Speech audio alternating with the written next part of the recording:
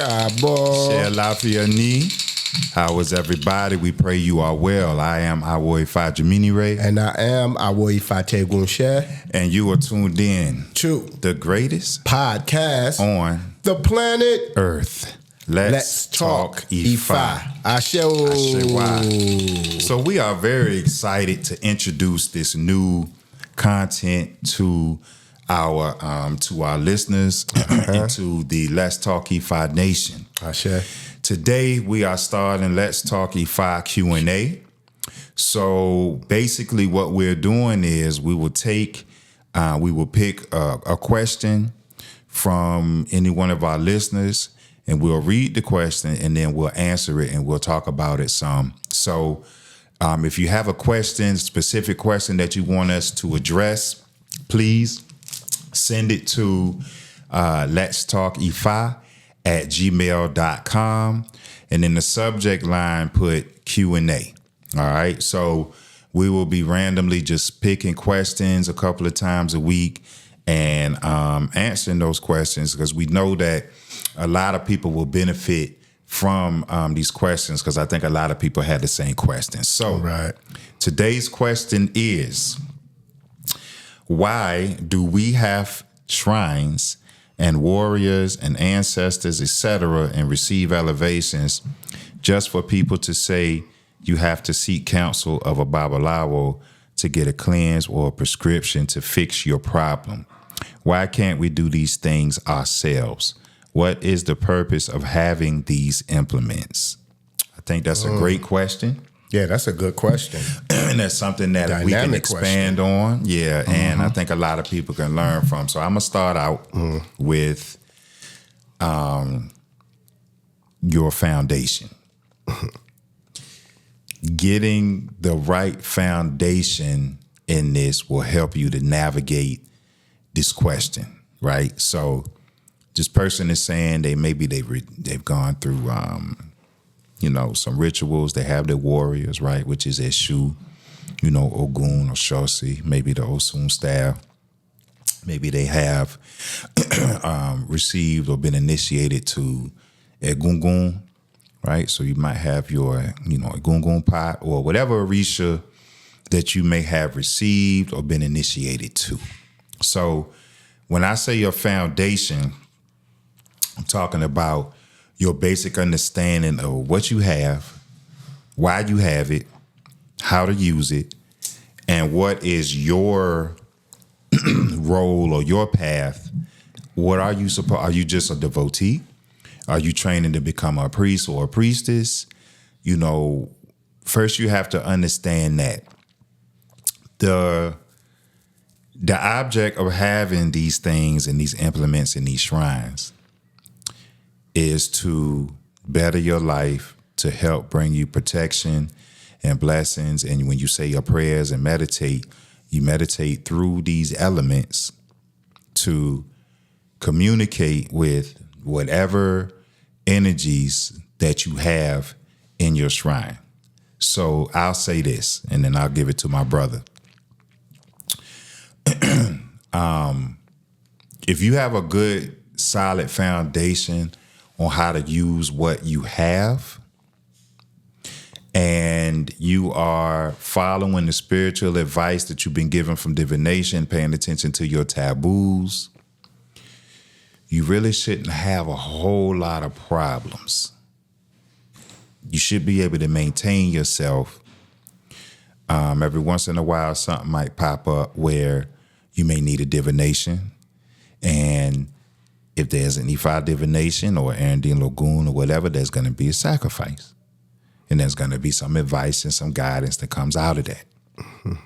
If you have not studied and don't have the experience to be a priest or a priestess to be able to do certain things, then you can't do certain things for yourself or for other people. So this question is very relative to individuals. Like, we would have to actually talk to you and get some background and then see what's going on for us to diagnose your problem or your issue or what may be going on with you. So all we can do is address this question from a general standpoint. So I'm going to start out with that and I'll pass it to you. Okay. So what I would say to those who have this type of question, you know, they may have their warriors or, you know, their Eshu Elegbara, they may have their Ogun, they may have their Oshosi, they may have their Osun, they may have their ancestor vessel consecrated. And so a lot of people might say, well, I have these things.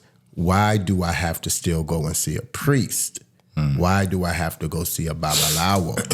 Well, first of all, you know, I do want to say this, that you don't go to a Babalawo for everything. Right. That's just something new where everybody goes to a Babalawo for everything now. And you still have the Olorisha priest, who deals with the Orishas directly. You have the Egungun priest who deals with the Egungun people or those who are initiated into Egungun. So the thing is, you don't have to go to a Babalawo for everything. Now, this question here, why do you need to still go and see a Babalawo or Olorisha priest when you have these shrines or you have Orisha vessels that you've, you know, gone through the ritual to acquire those things? So you got to understand one thing. Just because you have your Eshu, let's say, and you say, well, wow, I have my Eshu. If I need to give Eshu something, if I get a reading and it says I need to appease Eshu, why do I need a priest to do it? Why can't I do it myself? Because I have that shrine, I have that icon. Mm-hmm. Why can't I feed that icon myself? Now, you can feed that icon. You can give little adimu like fruit, epaw, oyin, iyal. You can give those things. You can do those things.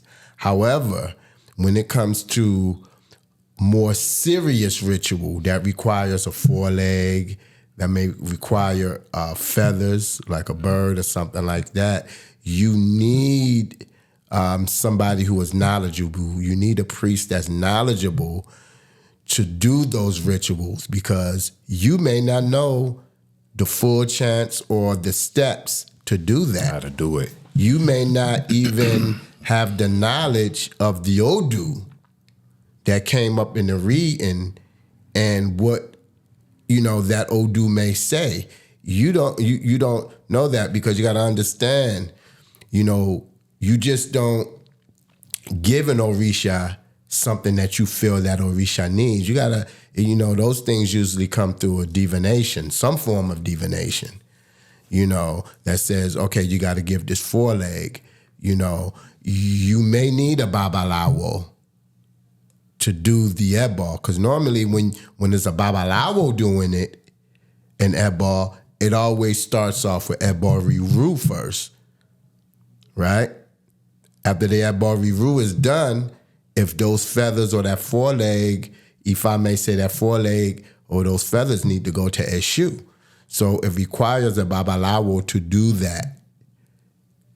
You can't do that if you're just a devotee and you're not initiated. As the Awo said here, you have to be initiated.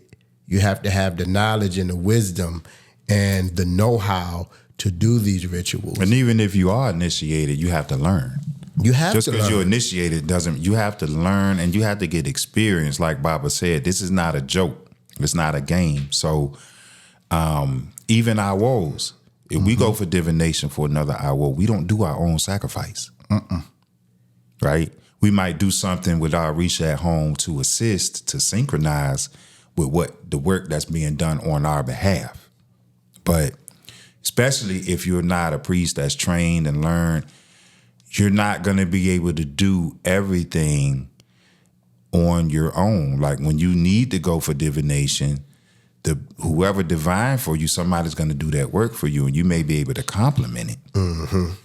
But if you have a solid foundation and a solid spiritual practice with what you have at home, you shouldn't have to be always needing to do this and do that, to go outside of, yourself for cleansings or certain rituals or sacrifices or whatever. Mm-hmm. If you have a good maintenance routine at home with your Orisha and you have a solid foundation on what it is that you're doing.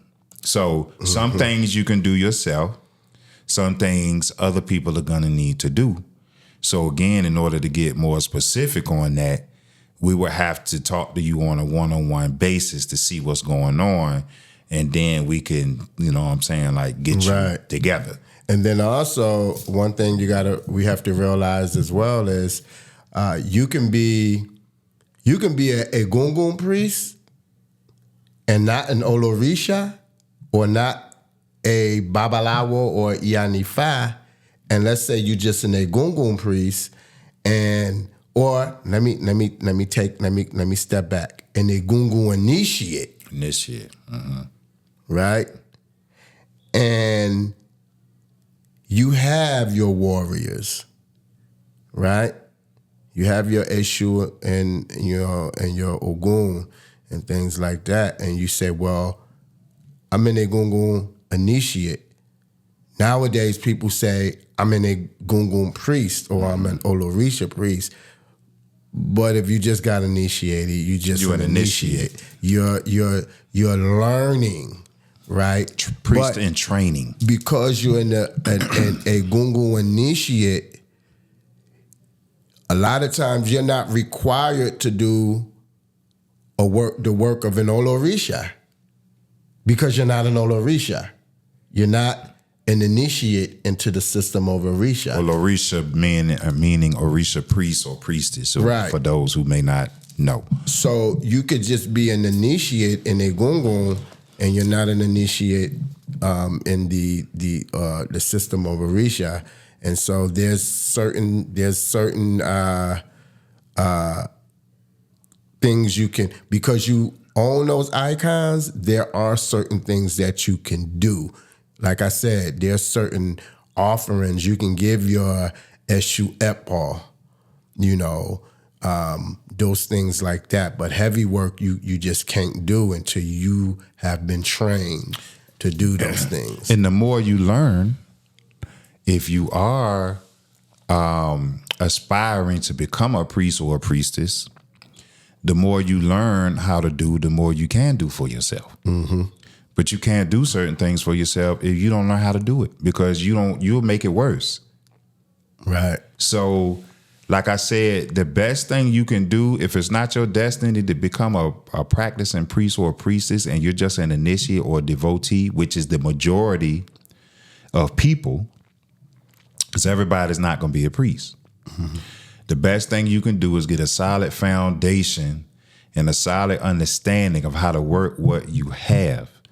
And that will minimize the need for you to do, certain things. And then some things you can learn how to do on your own. And then when it comes to something that's heavier, then you have someone to do it for you. Me, personally, I only do divination generally once a year on my birthday or right around my birthday, right? So unless something pops up, like one time I had to do something I did a divination for my family because something was going on with my family. But other than that, for myself personally, I only do Idafa for myself generally once a year. And then I'm checking on myself when I'm doing what I do in my shrine with O'Shea, all my maintenance stuff, right? Once a year or twice a year is what we suggest. as far as, in our elite where I come from, I know some people do smaller readings monthly. Whatever you do, that's okay. There's no right or wrong with that. But the point is, if you get a solid understanding of how to work what you have, you can pretty much minimize, a lot of other things that you may need to do.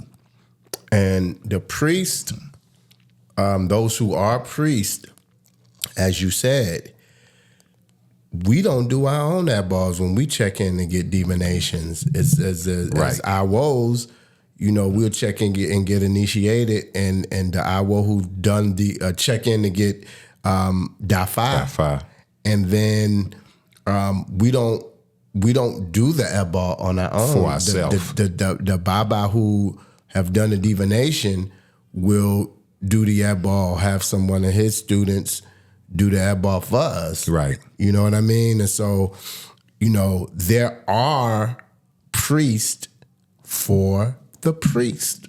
I say. And then we aid or synchronize it. We might do something. So let's say, we got to do a dog to a goon or whatever, Fedak Bay or whatever. The priest or the priestesses, the people, wherever, whoever did your divination will do that work on your behalf. And then they say, okay, we're doing this work on this day. Then I might synchronize with that and feed my same, if I have that Orisha at home, then I'll synchronize that work with and do a little something for my Orisha at home too. But the point is, what the Bible is saying is that the Ebo itself, we're not doing it for ourselves.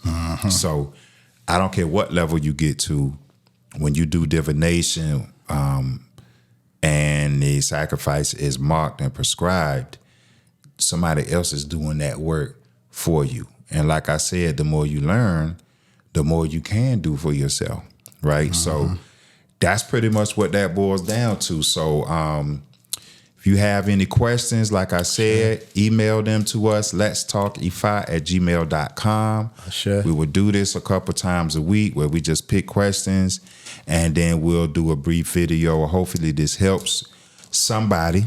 Please send your questions in. Ashe. I shall.